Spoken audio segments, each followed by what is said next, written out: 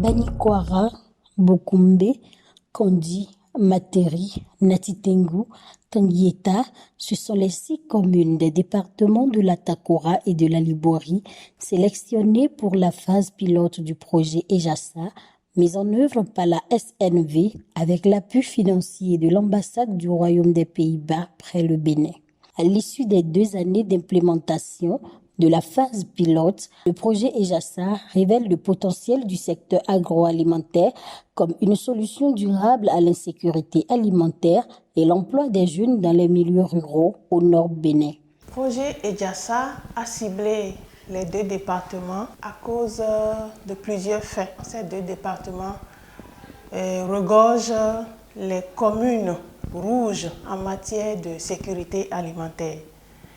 Il y a aussi la question du faible accès des ressources de production agricole au niveau de ces communes. Il y a aussi la question de l'insécurité qui devient de plus en plus grandissante dans ces 2 départements. Dans le cadre de la mise en œuvre du projet EJASA, nous avons identifié des fermes agricoles au niveau des 6 communes d'intervention du projet. Et dans ce cadre, nous avons identifié des jeunes candidats à l'emploi salarié qui ont été mis en relation sur ces offres. Je précise que ce sont des offres de stage facilitées par le projet EJASA. L'augmentation des revenus des jeunes agripreneurs de 18 à 35 ans pour les hommes et de 18 à 40 ans pour les femmes travaillant dans l'exploitation de la terre, la transformation et l'élevage à travers l'amélioration de la productivité et du rendement est l'objectif visé par le projet EJASA. 2 ans après, 4 298 jeunes agripreneurs, dont 50% de femmes, ont été impactés. EJASA a fait la promotion de l'emploi des jeunes, où on a pu installer des jeunes agripreneurs. Il y a eu des formations, les jeunes ont été formés à l'entrepreneuriat et un renforcement de capacité pour l'activité qu'ils veulent mener. Ensuite, il y a eu des kits qui ont été donnés. Les groupements de femmes qui veulent faire du fromage de soja, par exemple, elles ont reçu des équipements de démarrage. Les jeunes qui veulent faire du maraîchage ont reçu des semences et ont reçu également des appuis techniques et quelques petits équipements pour démarrer. Pour atteindre cet objectif, le projet EJASA a instauré un écosystème fonctionnel et innovant composé de plusieurs acteurs stratégiques et techniques. Le projet EJASA est l'un des rares projets qui a impliqué les services déconcentrés de l'État que nous sommes, donc à savoir la cellule communale de la TDA et aussi l'équipe de zone de la DDAEP. La coordination des interventions est une réalité avec ce projet-là. Donc pour ça, je tiens vraiment à les féliciter et en ce qui concerne leur participation à toutes nos séances, à toutes nos réunions. Ce qui est également bon, c'est que EJASA s'est aligné sur la stratégie définie par la politique nationale. Et donc, nous avons accompagné EJASA dans la mise en place des cadres de concertation. Les jeunes agripreneurs cibles du projet EJASA ont bénéficié d'un accompagnement de proximité personnalisé de la part des COTADA mis à disposition par les partenaires techniques exerçant dans les filières ciblées. Ce sont ONG Sojayon, ONG Dedras et Scienson ONG. Le jeune agripreneur Gérald est celui avec lequel nous avons travaillé tout au long de notre accompagnement. Il a bénéficié d'un renforcement de capacité, de formation sur l'entrepreneuriat et les compétences en vie. Il s'est montré vraiment très attaché à tout ce qu'on lui a dit et à travers ces accompagnements, il a pu rehausser, connaître réellement son chiffre d'affaires. En effet, tout au long de notre accompagnement, nous avons mis ce qu'on appelle à sa disposition des outils de gestion. Grâce à ces outils de gestion, l'agripreneur a pu retracer sa production et a su qu'avec la production de piments, il a pu faire un chiffre d'affaires de 2 millions de francs CFA et au niveau de la production de tomates de 800 000 francs. Le paquet d'accompagnement des jeunes agripreneurs prend en compte le manque de compétences professionnelles des bénéficiaires, l'accès au financement, la mise à disposition d'intrants, l'accès au marché et au système agricole plus résilient au climat est plus rémunérateur. Avec l'accompagnement de IJASA, j'ai pu améliorer la race de mes animaux, parce qu'avant j'avais uniquement la race Djalonké. Aujourd'hui, j'ai pu obtenir des races sahéliennes de bonne qualité. Le projet IJASA là, c'est bien avantageux. Ça nous a trop avantagés. Puisque c'est le projet là qui nous a amené les semences qu'on n'a jamais vues de chez nous ici. Et on a bien pratiqué la semence. Vraiment, nous sommes très très heureuses. L'accompagnement de IJASA, mes revenus ont été impactés positivement. Avec le projet IJASA, des changements pertinents ont été remarqués dans la pratique agricole des jeunes agripreneurs. Avant, je ne mettais pas les pailles. Et c'est gestion durable des terres. J'ai vu que ici, sans les pailles, la terre ne répond pas. Et les écartements et tout là, ils montent avec traitement phytosanitaire. Moi, je négligeais ça. Maintenant, j'ai vu que sans cette technique culturelle, je ne peux rien faire. Maintenant, avec le projet IJASA, je suis en train de développer mes cultures et je vois que c'est en train d'aller. Avec les techniques pratiques, là, on a vu que ça nous arrange. Le revenu qu'on gagnait avant, on a vu que ça ne commence pas à augmenter. On prenait le bassin, on trouve le 80 fromages. Maintenant, si on prend le bassin, on trouve 90 fromages. La technique, là, ça nous a permis d'augmenter notre revenu.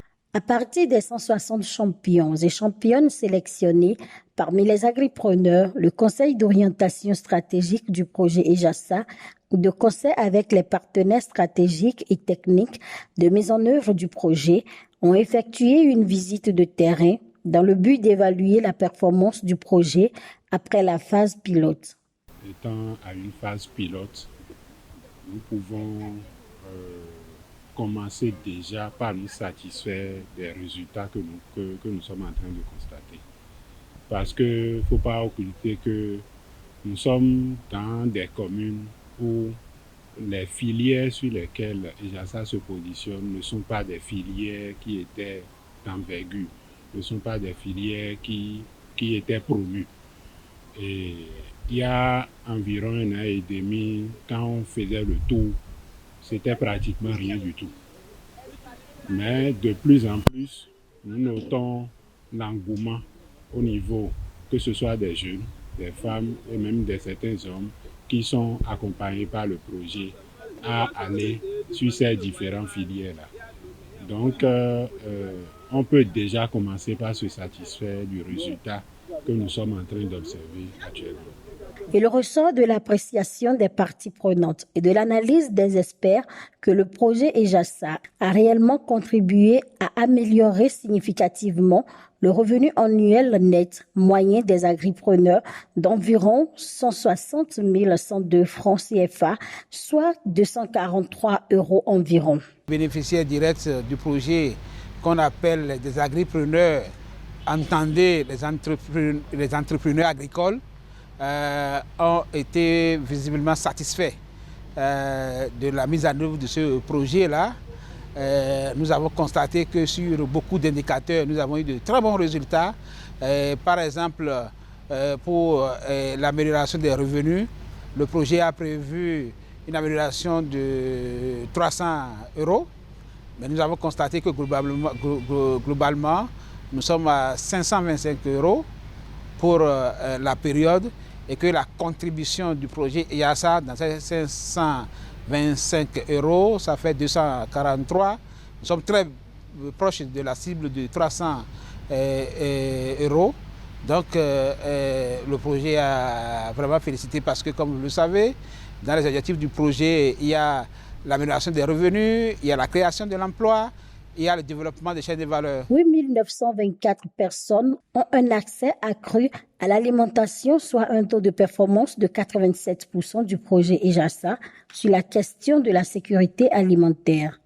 Le projet IJASA a pu lever les contraintes liées à la sécurité alimentaire parce que, au fin fond des exploitations qui ont pu bénéficier des différents kits que j'ai cités à travers les chaînes de valeur pour lesquels ils ont été accompagnés, nous avons une amélioration significative de leurs revenus qui a impacté également les conditions de vie donc, de ces derniers à travers les revenus qui ont été accrus, qui ont permis de scolariser davantage des jeunes au niveau donc, de leur exploitation, de régler les petits problèmes pour que ce ne soit plus les hommes qui accompagnent les exploitations, mais les femmes qui ont été fortement impactées a permis vraiment à ce que, au niveau donc des différents foyers de ces exploitations, qu'il y ait mieux vivre dans des conditions qui, pour tout le monde, se sentent mieux.